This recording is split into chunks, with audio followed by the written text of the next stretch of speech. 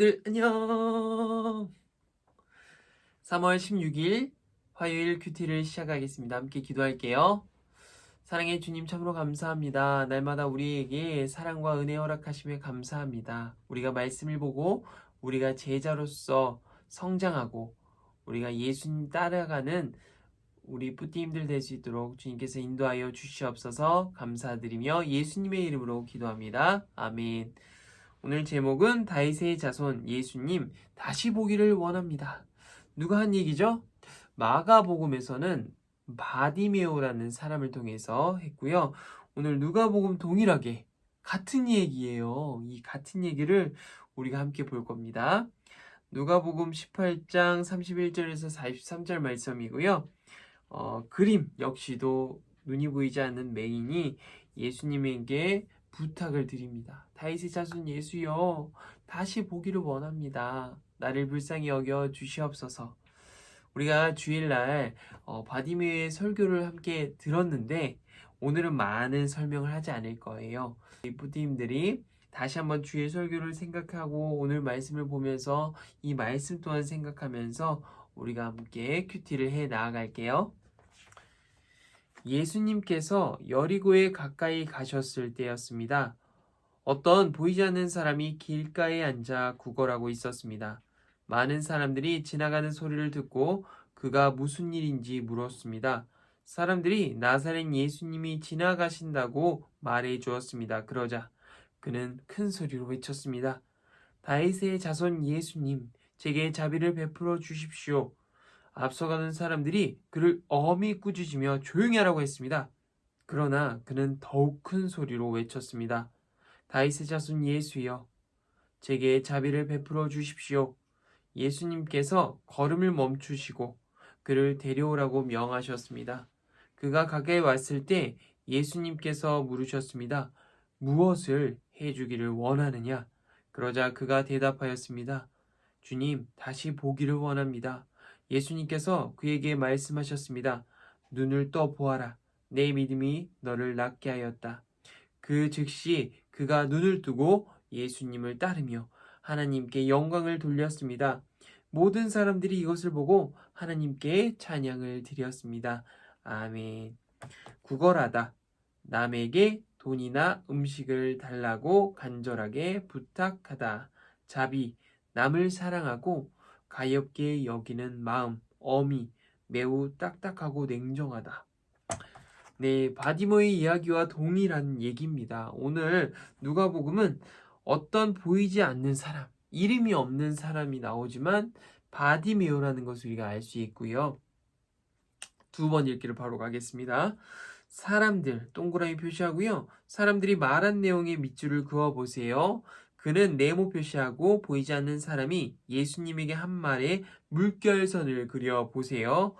우리 두 번 읽기 다시 한번 해보겠습니다.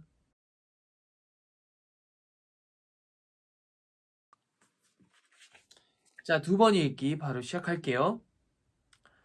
사람들이 나사렛 예수님이 지나가신다고 말해 주었습니다. 예수님을 알고 있는 이 맹인은요, 예수님께서 자신의 눈을 고쳐주실 것이라는 믿음이 있었기 때문에 예수님이 딱 지나가는 소식을 듣고 이제 그때 이제 말하는 거죠.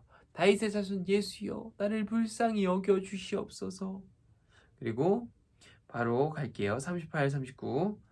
그러자 그가 큰 소리로 외쳤습니다. 다윗의 자손 예수님, 제게 자비를 베풀어 주십시오. 앞서가는 사람들이 그를 엄히 꾸짖으며 조용히 하라고 했습니다. 그러나 그는 더욱 큰 소리로 외쳤습니다. 다윗의 자손 예수여, 제게 자비를 베풀어 주십시오.